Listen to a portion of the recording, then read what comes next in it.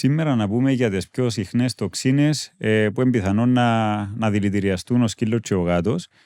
Και είναι οι πιο συχνές επειδή είναι πιο πιθανόν να τις δώσουμε εμείς ήδη στα κατοικίδια μας, εφόσον για μας δεν είναι τοξικές τούτες οι ουσίες. Άρα δηλαδή εντροφές που τρώμε, δηλαδή πολλά πιθανόν να τις τρώμε κάθε μέρα. Ακριβώς. Και δεν πρέπει με τίποτα να τις δώσουμε στα ζώα μας. Σωστά. Ούτε σε λίγο ούτε σε πολύ. Κάτι πολλά συχνό που δεν ήξερε ο κόσμος είναι το σταφύλι. Με πολλούς που μίλησα δεν ήξεραν ότι το σταφύλι είναι τοξικό για το σκύλο. Ακόμα και μια ρόγα να δώσουμε στο σκύλο υπάρχει πιθανότητα να προκαλέσει σοβαρή τοξίγωση.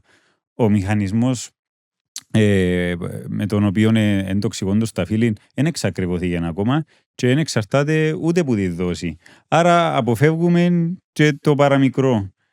Και τίποτε που περιέχει σταφύλι, ούτε σταφίδες, γενικά αποφεύγουμε. Μπράβο, δηλαδή ας πούμε τώρα εγώ να σου πω να και τι σκέφτηκα, είναι τη φλαούνα. Εντάξει, σίγουρα γενικά και επίσης και το βίντεο δεν θέλουμε να σας βοηθάσουμε, είναι παραπάνω το να γνωρίζετε κάποιες ουσίες, ούτως ώστε αν δεν κατά λάθος καταναλώσετε στο ζώο σας, να πηγαίνουμε με τον γιατρό μας για να μας πει πόσο άμεσα πρέπει να επέμβουμε ή όχι. Δηλαδή, έτυχε με εμένα μα κυριολεκτικά να τον ταΐζει στα φίλη και να το μάθει μετά από 3 ημέρες και να του πω σοβαρό μιλάς, έφασε στα φίλη τόσο ένα τσαμπί στα φίλη και δεν πάθει τίποτε και κάποιο ζώο να φάει πολλά μικρή ποσότητα και να έρθει στην κλινική με νεφρική ανεπάρκεια. Μετά από το σταφύλι θα μπορούσαμε να πούμε στον κόσμο και για τα αβοκάτο, που τα αβοκάτο με τον ίδιο μηχανισμό επηρεάζουν νεφρά και σηκώτη. Γενικά είναι τα ανώρημα, τα αβοκάτο είναι πάρα πολλά της μόδας τώρα, ποιος έντρωει αβοκάτο. Θεωρώ ότι που τα φρούτα το επόμενο είναι το αβοκάτο και κλείνουμε με τα φρούτα με τις κοκόνες, να το πούμε κυπριακά. Οτιδήποτε μέσα στα κουκούτσια των καρπών υπάρχει υδρογιάνιο, το οποίο όταν το μασίσει το ζώο μπορεί να απελευθερωθεί και να δηλητηριάσει το ζώο. Σωστά. Φυσικά είναι δύσκολο να σπάσει το κουκούτσι, αλλά δεν ξέρεις ποτέ. Και έχει και φρούτα με μαλακό κουκούτσι που είναι τοξικό το κουκούτσι τους, όπως το μήλο, για παράδειγμα. Έχεις δίκιο, να σε ρωτήσω ποιο. Τώρα σκέφτηκα ποιον, αλλά όντως το μήλο είναι μαλακό το κουκούτσι του. Εντάξει, μπορούμε να κάνουμε μια σύντομη αναφορά και σε άλλα φρούτα που αν τα φάει άγουρα το κατοικίδιο μας μπορεί να πάθει τοξίγωση, όπως είναι η άγουρη ντομάτα, ο άγουρος ανανάς, το starfruit, τούτα μπορώ να θυμηθώ, εντάξει, είναι τα βασικά τούτα. Νομίζω θα να σου πω έναν αληθινό περιστατικό που γίνει και φέτος.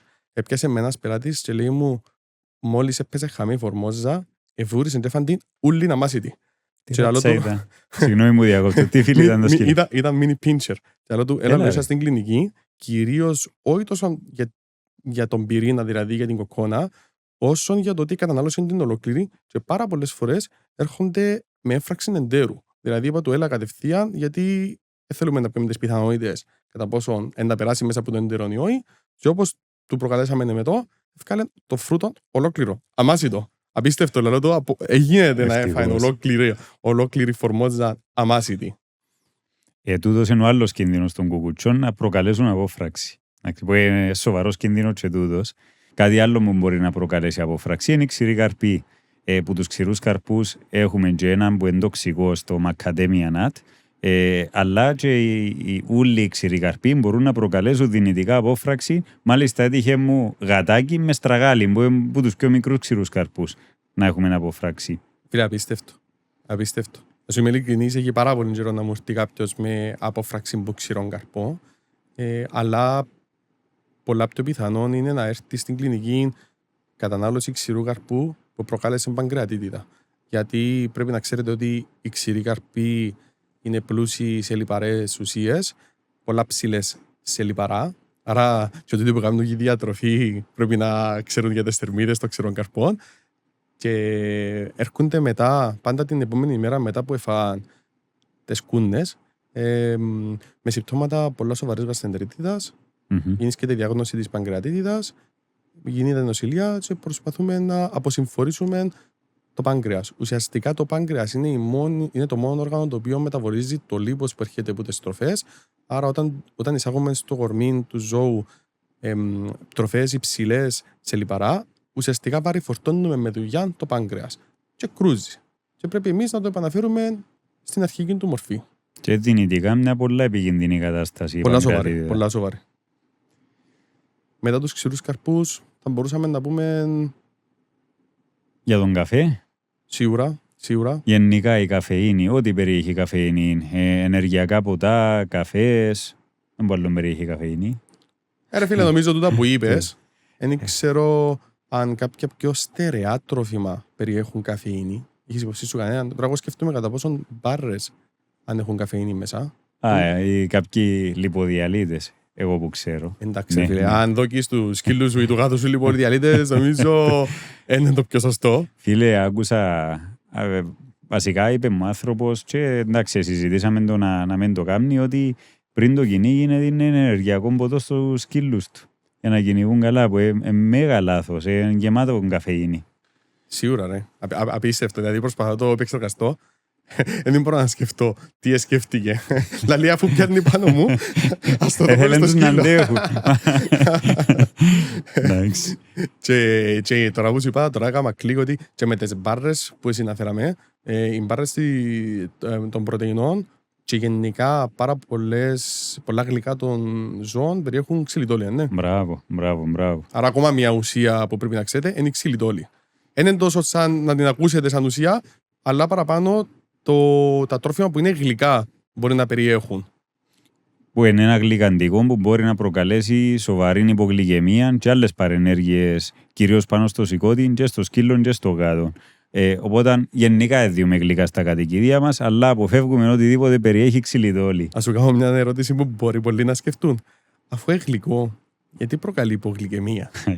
Επειδή γλυκαντικό είναι γλυκό, παρόλα αυτά προκαλεί απότομη έκκληση ινσουλίνης, που είναι η ορμόνη που κάνει τη ζάχαρη να μπει ενδοκυταρικά να φύγει από την κυκλοφορία και προκαλεί υπογλυκαιμικές κρίσεις με αυτόν τον τρόπο. Πολλά ενδιαφέρον. Πάρα πολύ ενδιαφέρον. Για να είμαι ειλικρινής, δεν είχα ιδέα τον μηχανισμό δράσης της ξυλιτόλης. Έμαθαμε κάτι. Μια και είμαστε μπας στα γλυκά, να πούμε και για τις σοκολάτες. Το κακάο. Το κακάο είναι πολλά τοξικό και για το σκύλο και για το γάτο πάλι. Ό,τι περιέχει κακάο, σοκολάτες, κέικ, οτιδήποτε. Παγωτά. Σοκολάτας. Πιο τοξική μαύρη, αλλά γενικά αποφεύγουμε τις ούλες. Διούμε με τίποτε σοκολάτα. Τώρα που κοντεύκουν και γιορτές σιγά σιγά, πάντα έχουμε τοξικώσεις που σοκολάτες. Πάντα. Τούτο θα σου ρωτήσω ότι κοντεύκει ο καιρός των Χριστουγέννων που πάντα θα έρθουν θα μας πιάσουν τηλέφωνο ότι είχα τα σοκολατάκια, τα ατομικά πάνω στο τραπέζι, έφαγε 5, έφαγε 10. Έφυγε πας στο τραπέζι. Μπράβο, έφυγε.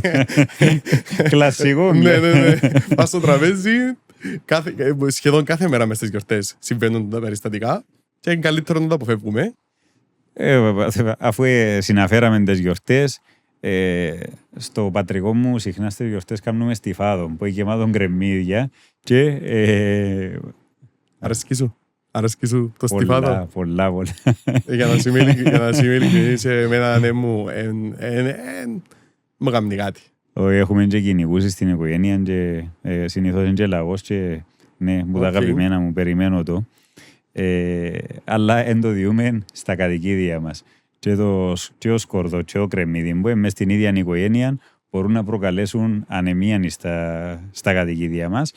Οπότε υπάρχει μια αντίληψη ότι σκοτώνουν τα παράσιτα. Είμαι ειλικρινής, είχα το δει και εγώ στο ίντερνετ ότι φημολογείται. Και γι' αυτό που ο λόγος που είχαμε πει στο intro ότι θέλουμε να συζητήσουμε τα θέματα είναι ότι γιατί βάζει ο άλλος εδώ και σκόρδον, νομίζω είναι το σκόρδον που το έχουν για αντιπαρασιτικό. Ναι. Και όμως εγώ ρε φίλε, τσίνος που το συστήνει, δηλαδή πώς εγγυάται ότι θα πάθει η αιμολυτική ανεμία των ζώων και μετά να βουρά στο γιατρό. Απίστευτο. Σωστά. Επίσης, πάλι έπρεπε να πανικοβάλουμε τον κόσμο. Πάρα πολλά πιθανό. Ποιος παραγγέλνει Παρασκευή νύχτα σουβλάκια και να δω και στο ζώο του και μπορεί να έχει λίγο κρεμμύδι πάνω ή να φάει σεφταγιά που θα έχει και τα θκιό και κρεμμύδι και σκόρδον κτλ. Είναι λίγο υποκειμενική ποσότητα, αλλά σίγουρα έναν κομματούιν, δεν με πιάσει με ένα τηλέφωνο να σου πω έναν κομματούιν, είναι κάτι. έτυχε μου περιστατικά, όπως το είπες, το στιφάδο. Το στιφάδο, ρε φίλε, έχει μέσα πάρα πολλά κρεμμύδια. Άρα, τσάμε συμφωνούμε ότι πρέπει να μιλήσουμε επειγόντως με τον κτηνίατρο. Γενικά, πιάνουμε τον γιατρό μας. Η ποσότητα όμως παίζει πολλά μεγάλο ρόλο. Εννοείται. Να πούμε και ένα fun fact. Οι πιο ευαίσθητες φυλές είναι οι ιαπωνικές φυλές. Χάσκι, ακίτα. Σε τούτο που είπαμε, κρεμμύδι σκόρδο. Στο σκόρδο είναι το κρεμμύδι, ναι. Παθαίνουν πολλά πιο εύκολα το ξύγωση. Με ένα δεύτερο πράγμα. Σταθκευασμένος. Γιατί? Κάνε θκευάσα τόσο.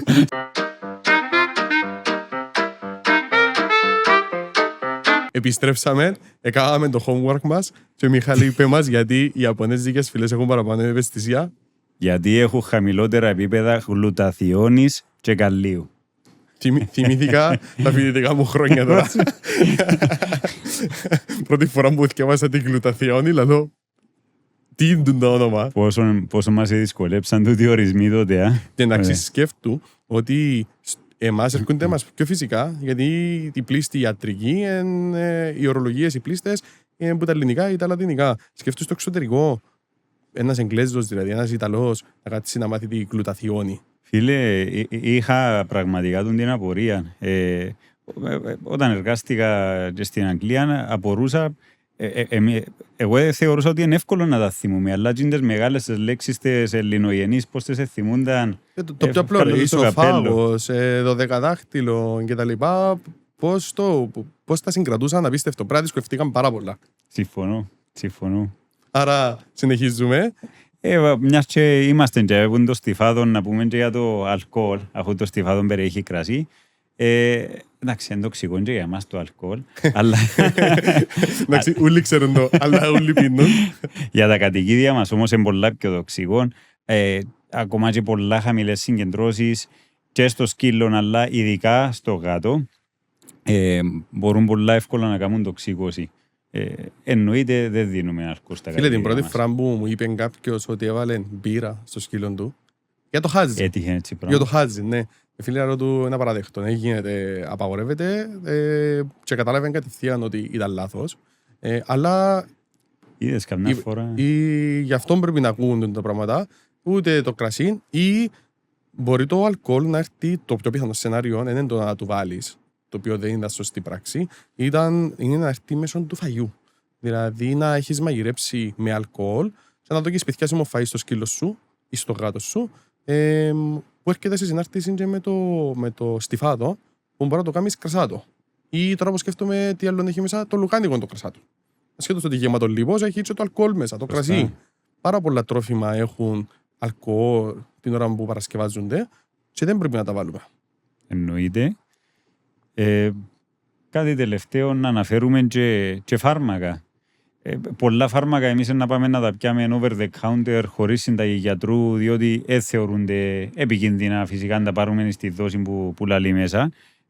Αλλά απαγορεύεται να τα δώσουμε στα κατοικίδια μας. Πρέπει πάντα να συμβουλευκούμαστε τον κτηνίατρο μας. Εμείς εννοείς. Εμείς οι άνθρωποι, όχι κτηνίατροι. Εμείς. Ναι. Τούτα που πιάνουμε. Τώρα καταλάβα. Αναφερόμουν στο κοινό. Χάσα σε λίγο. Νόμιζα εμείς οι κτηνίατροι. Άρα που πιάνουμε εμείς που το φαρμακείο χωρίς συνταγή κτλ. Σωστά. Που πιάνει ο κόσμος χωρίς συνταγή. Ή και με συνταγή τώρα που σκεφτούμε. Ναι. Γενικά απαγορεύεται να δώσουμε φάρμακα στα κατοικίδια μας χωρίς να επικοινωνήσουμε πρώτα με το κτηνίατρο μας. Πάρα πολλά φάρμακα συνταγογραφούμε και εμείς οι κτηνίατροι να τα πιάσουμε που τα ανθρώπινα τα φαρμακεία να τα ακούμε στα ζώα μας. Πρέπει όμως να είμαστε πάρα πολλά προσεκτικοί, πάντα να ρωτούμε το κτηνίατρο μας. Το πιο πιθανό σενάριο, το πιο συχνό που έρχονται στην κλινική ζώα μετά που εφάσει φάρμακα είναι τα παυσίγωνα. Να μην κάνουμε διαφήμιση εταιρείες, είναι κυρίως να πούμε τις φαρμακολογικές το όνομα το φαρμακευτικό, το οποίο είναι η δικλοφενάκη, ιβοπρουφένη και άλλες αρκετές που μπορούν να γίνουν δυνητικά πολλά πιο τοξικές από όσο νομίζετε. Πειράζουν το στομάχι, κάνουν έλκη, γενικά στο πεπτικό, κάνουν πολλά σοβαρά έλκη. διαφορετικά τα ζώα πολλά πιο ευαίσθητα. Τα παυσίπονα των ζώων είναι διαφορετικές οι ουσίες. Το λοιπόν πάμε να ανακεφαλαιώσουμε. Είπαμε η σοκολάτα, που τα φρούτα, κυρίως το σταφύλι, το αβοκάτο και οι κοκκόνες τους, η ξυλιτόλη, το γλυκαντικό, το σκόρδον, το κρεμμύδι, η ξηρή καρπή, κυρίως το μακαδέμια, ο καφές, το αλκοόλ και τα φάρμακα που είπαμε ότι συμβουλευκούμαστε τον κτηνίατρο μας.